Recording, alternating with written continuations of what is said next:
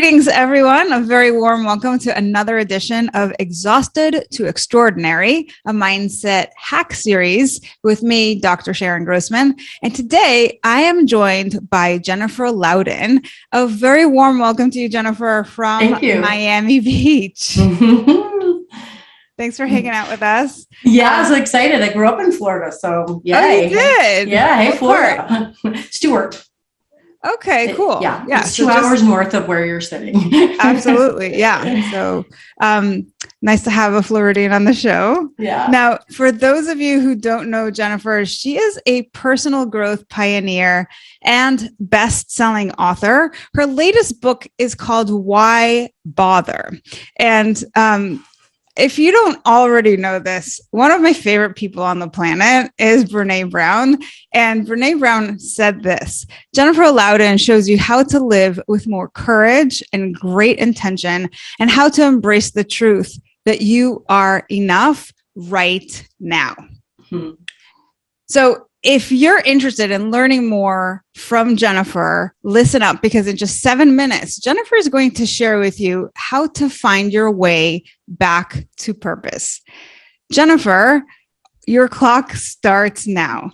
Question number 1 is, what are the biggest challenges your ideal client faces? I would say it's self-doubt. It's comparison to others.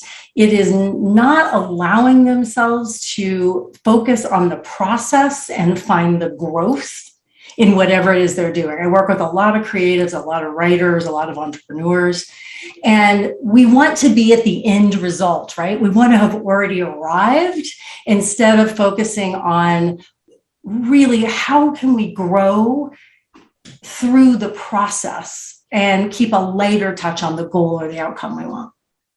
Perfect. Question number 2 is, what are the typical symptoms that they experience with that problem?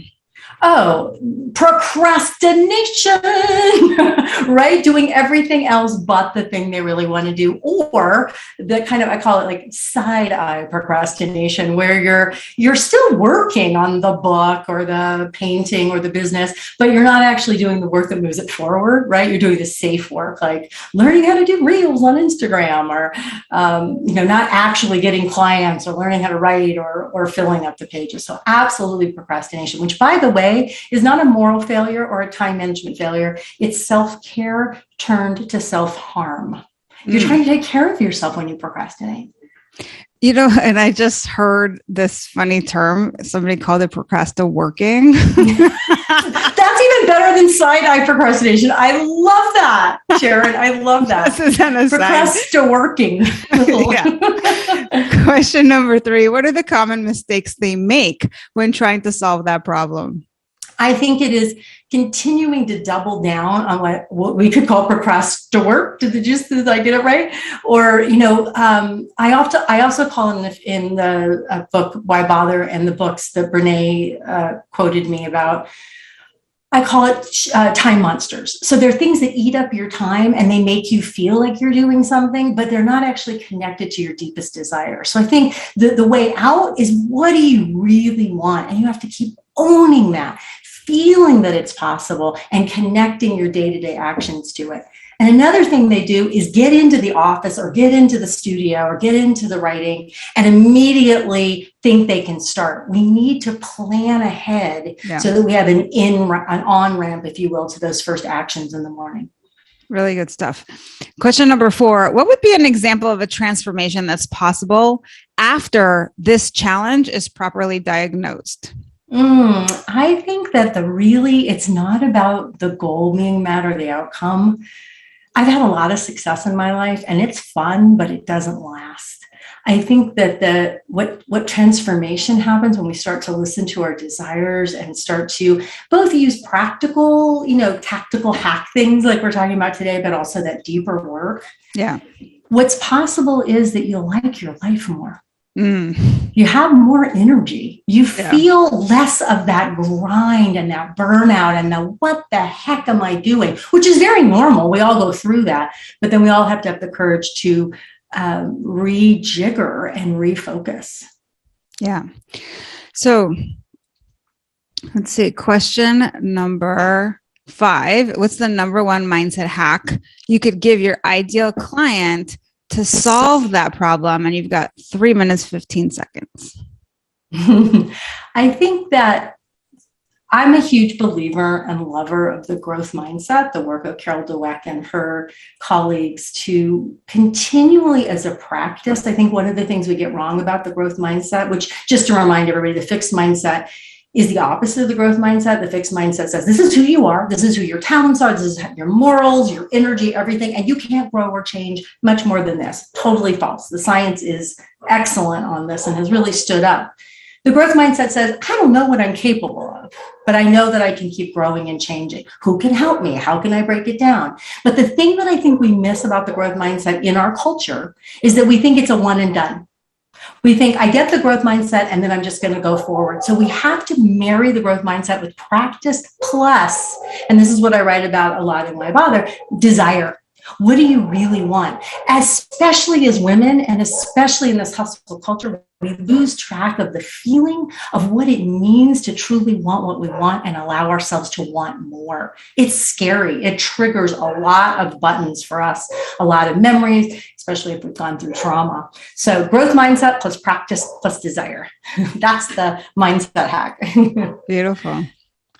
So question number 6, what is one valuable free resource that you can direct people to that will further help them with that problem? And you've got 1 minute and 43 seconds. I think that the first chapter of my book will be useful. It's at jenniferlouden.com. You just go there and it's right there. And it'll just begin to get you into that idea that when you're in a place that doesn't feel purposeful, when you're in a place that feels dry, when you're in that why bother place, why bother to make my marriage better? Why bother to start my side hustle? Why bother to write a book when so many books are published every year? Right. That chapter, I think, will begin to turn it around and open up some possibilities for you because I right away normalize how it is so normal to feel this way. We all go through it. And it means you care about something. It means there's a real desire there. It doesn't mean it's not going to be work, but that you can trust that the other side of why bother, the other side of purposelessness is caring, it is bothering, it is purpose. Beautiful.